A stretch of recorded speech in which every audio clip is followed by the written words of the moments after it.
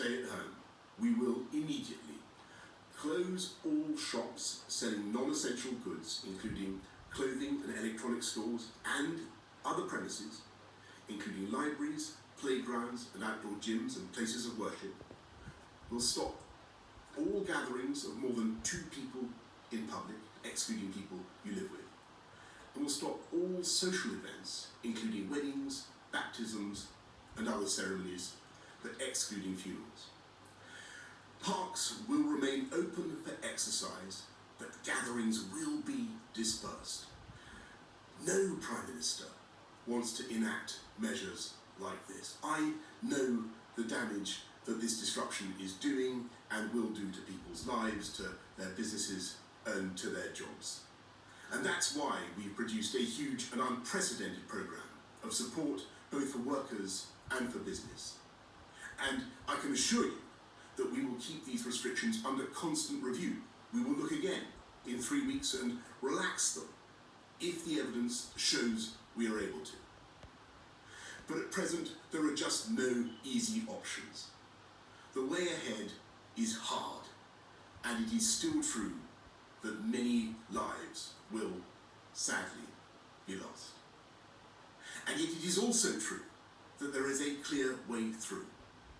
Day by day, we are strengthening our amazing NHS with 7,500 former clinicians now coming back to the service.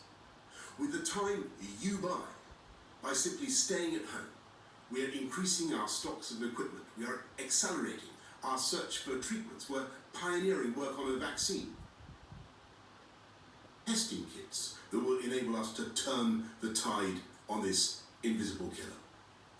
I want to thank everyone who is working flat out to beat the virus.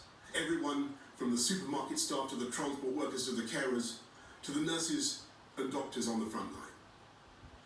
But in this fight, we can be in no doubt that each and every one of us is directly enlisted. Each and every one of us is now obliged to join together to halt the spread of this disease, to protect our NHS and to save many, many thousands of lives. And I know that as they have in the past, so many times, the people of this country will rise to that challenge and we will come through it stronger than ever. We will beat the coronavirus and we will beat it together. And therefore, I urge you at this moment of national emergency to stay at home, protect our NHS and save lives. Thank you.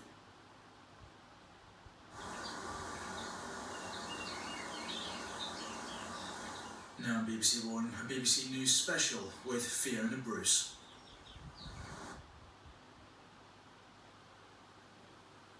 Good evening and welcome to this special news programme. As you may have just heard, the Prime Minister has made a statement announcing the most stringent and wide-ranging limits on our way of life that the UK has ever seen. The aim, in what the Prime Minister has called this national emergency, is to slow the spread of coronavirus and to protect life. The measures will remain in place for at least 3 weeks. For the next half hour, we're going to take you through the details of the announcement and, as best we can, what it means for you and how you live your daily life. So, the key points tonight are: from tonight, you can only leave your house for very limited purposes. They are to shop for basic necessities, such as food and medicine. You can go outside for only one form of exercise a day, alone or with members of your household. You can leave home for any medical need or to care for a vulnerable person. And finally, you can travel to and from work, but only where absolutely necessary and if you cannot work from home. So let's have a quick reminder now of what the Prime Minister has said. From this evening, I must give the British people a very simple instruction. You must stay at home. Because the critical thing we must do to stop the disease spreading between households. That is why people will only be allowed to leave their home for the following very limited purposes. Shopping for basic necessities as infrequently as possible. One form of exercise a day, for example, a run, walk or cycle, alone or with members of your household. any medical need to provide care or to help a vulnerable person, and travelling to and from work, but only where this is absolutely necessary and cannot be done from home. That's all. These are the only reasons you should leave your home. You should not be meeting friends. If your friends ask you to meet, you should say no. You should not be meeting family members who do not live in your home. You should not be going shopping except for essentials like food and medicine. And you should do this as little as you can. And use food delivery services where you can. If you don't follow the rules, the police will have the powers to enforce them, including through fines and dispersing gatherings. To ensure compliance with the government's instruction to stay at home, we will immediately close all shops selling non-essential goods, including clothing and electronic stores, and other premises, including libraries, playgrounds and outdoor gyms and places of worship. We'll stop all gatherings of more than 2 people in public, excluding people you live with.